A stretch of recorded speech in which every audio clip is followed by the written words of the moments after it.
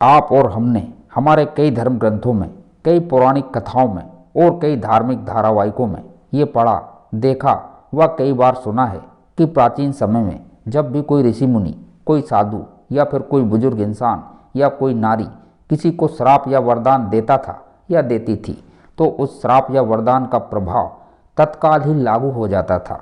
परंतु आज के समय में यानी कि इस कलयुग में ऐसा कहीं भी प्रत्यक्ष में देखने को और ना ही सुनने को मिलता है। तो आज के इस वीडियो में हम जानेंगे कि क्या आज के समय में भी कोई श्राप या वरदान दे सकता है या नहीं, अर्थात कलयुग में किसी को किसी के द्वारा दिया हुआ श्राप लगता है या नहीं, और यदि कलयुग में किसी को श्राप नहीं लगता तो इसके पीछे का कारण क्या है, जानेंगे आज के इस वीडियो में। नमस्कार, बीएल ज्ञान के इस एक और आध्यात्मिक जानकारी वाले वीडियो में आपका स्वागत है। हम सब यह तो जानते ही हैं कि इस संसार में जो कुछ भी होता है या हो रहा है वो सब ईश्वर की मर्जी से ही होता है।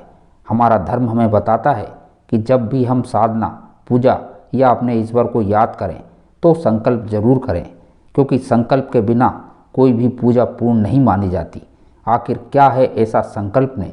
तो संकल्प ही वह शक्ति है जो इस पूरे संसार को ईश्वर के साथ जोड़ती है। संकल्प ही तो है जिससे किसी भी इंसान को श्राप या वरदान दिया जा सकता है। और संकल्प की शक्ति को समझने के लिए हमें उससे जुड़ी हुई अन्य शक्तियों को भी समझना होगा। संकल्प के साथ जुड़ी हुई सबसे पहली शक्ति है वाक शक्ति। शब्दों के द्वारा किसी का हित या अनित करने की इच्छा जागृत जब होती है तो ये भावनाएं इंसान के अंदर एक तीव्र शक्ति पैदा करती है, और क्योंकि हम उस परमात्मा का ही एक अंश है, वो वाक शक्ति हमें भी ब्रह्मांड को आदेश देने की शक्ति प्रदान करती है। इसी वाक शक्ति से दूसरी शक्ति पैदा होती है, और वह दूसरी शक्ति है मानसिक शक्ति। वह यह शक्ति है जो हमारे आत्मा को बल देती है, जिससे हम अपनी इच्छा शक्ति को दृढ़ बनाकर किसी दूसरे का मंगल या अमंगल करने में समर्थ हो पाते हैं।